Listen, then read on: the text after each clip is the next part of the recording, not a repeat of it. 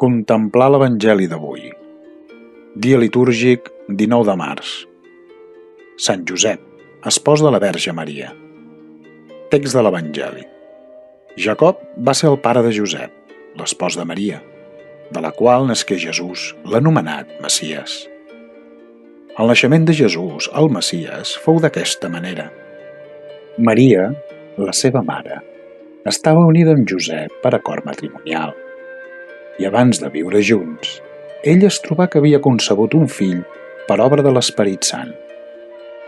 Josep, el seu espòs, que era un home just i no volia difamar-la públicament, resolgué de desfer en secret l'acord matrimonial.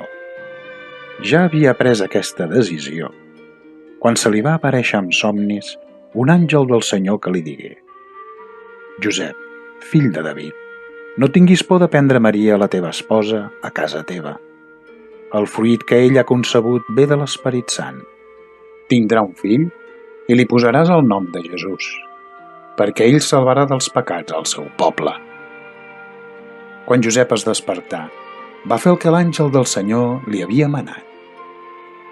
Comentari: Ave Marvayot, París, França.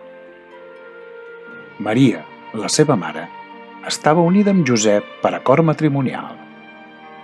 Avui, l'Església ens convida a contemplar l'amable figura del Sant Patriarca. Escollit per Déu i per Maria, Josep visqué com tots nosaltres entre penes i alegries.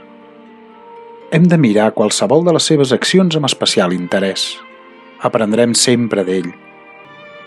Ens convé posar-nos sota la seva pell per tal d'imitar-lo, ja que així reeixirem a respondre com ell al voler diví.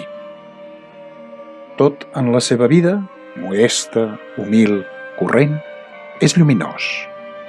Per això, famosos místics, Teresa d'Àvila, Hildegarda de Bingen, Tereseta de Lisieux, grans fundadors, Benet, Bru, Francesc d'Assís, Bernat de Claraval, Josep Maria Escrivà i tants sants de tots els temps ens animen a tractar-lo i estimar-lo a fi de seguir les petjades del qui és patró de l'Església.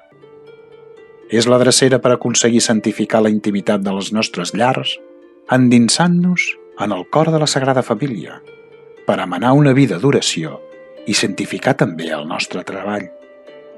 Gràcies a la seva constant unió amb Jesús i Maria, vet ací la clau de volta. Josep pot viure de manera senzilla allò que era extraordinari quan Déu li ho demana, com l'escena de l'Evangeli de la missa d'avui, ja que realitza sobretot, habitualment, les tasques ordinàries, que mai són irrellevants, perquè asseguren una vida reeixida i feliç, que condueix fins a la beatitud celestial. Tots podem, escriu el papa Francesc, trobar en Sant Josep l'home que passa desapercebut, l'home de la presència diària discreta i oculta, un intercessor, un recolzament i un guia en temps de dificultats. Josep ens ensenya que tenir fe en Déu inclou, a més, creure que ell pot actuar fins i tot a través de les nostres pors, de les nostres fragilitats, de la nostra feblesa, i ens ensenya que enmig de les tempestes de la vida no hem de tenir por de cedir a Déu el timó de la nostra barca.